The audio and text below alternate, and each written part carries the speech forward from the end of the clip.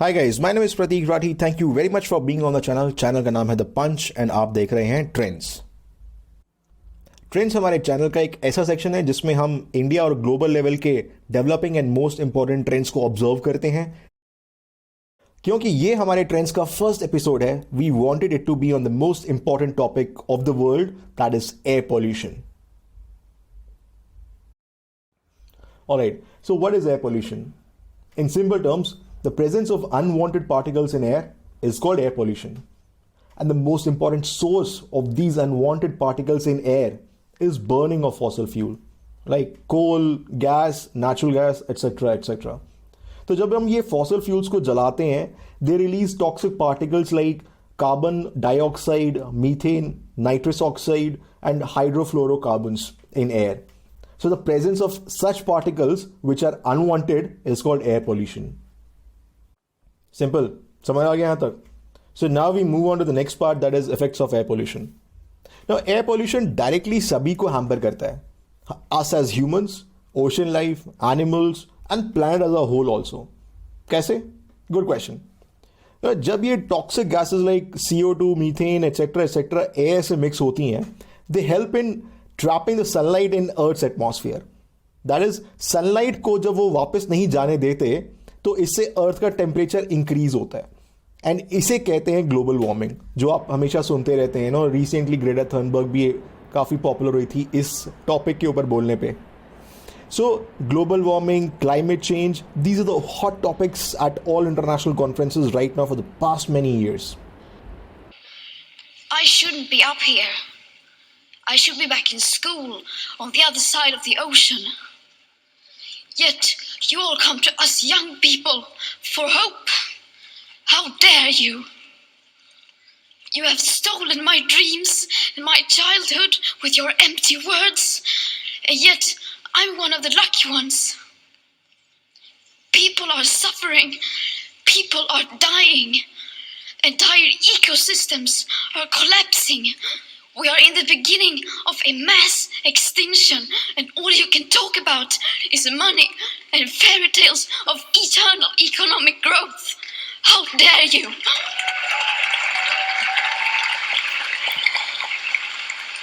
And इसका सबसे बड़ा सोर्स है use of coal based electric power generation plants, industrial usage, burning of plastics, traffic, airplanes, ships, locomotive engines and train.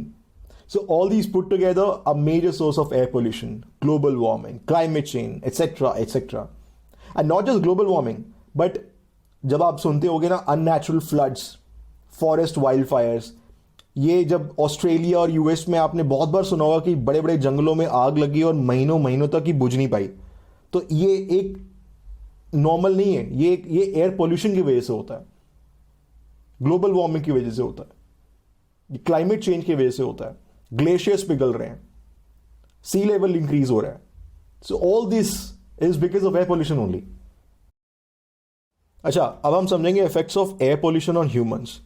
ये तो हुई थी अब तक प्लेनेट की बात, ये ह्यूमंस को कैसे डायरेक्टली इंपैक्ट करता है।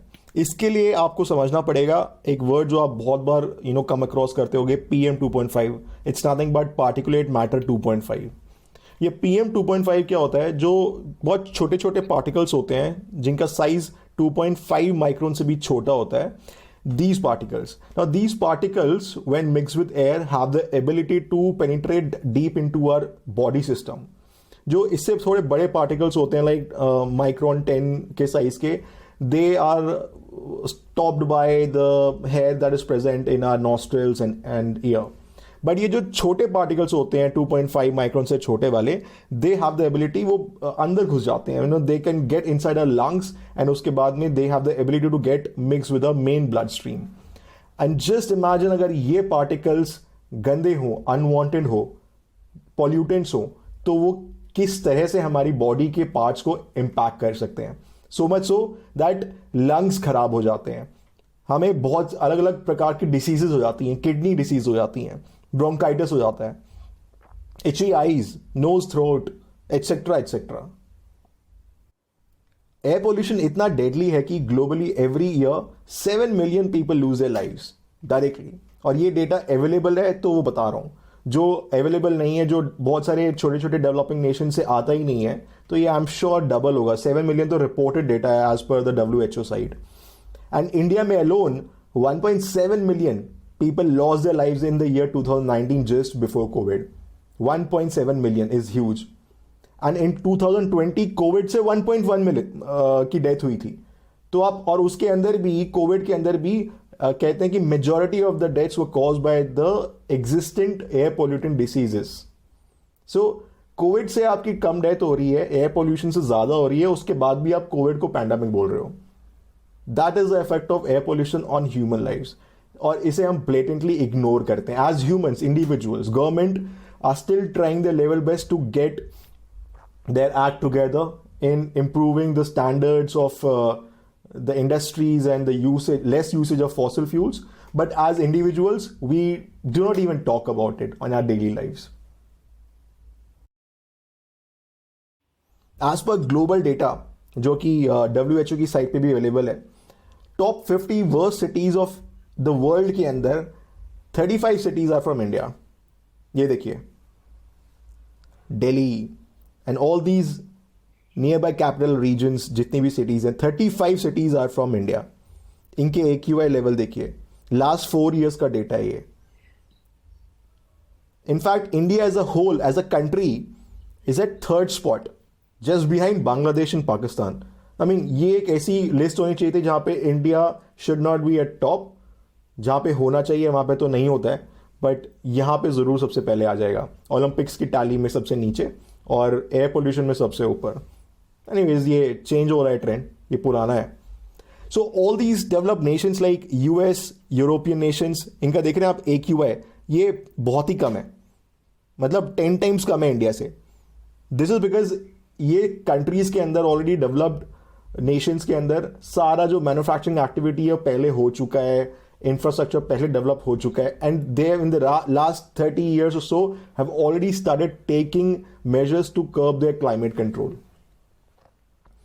They've already moved to the Clean Energy Act. बहुत सारे नेशंस के अंदर तो कोल बेस्ड पावर प्लांट्स या तो डीकमीशन हो चुके हैं, नहीं तो इनका प्लान है आगे नेक्स्ट 5 to 10 years के अंदर कैसे कैसे डीकमीशन करना है and move to the clean energy completely.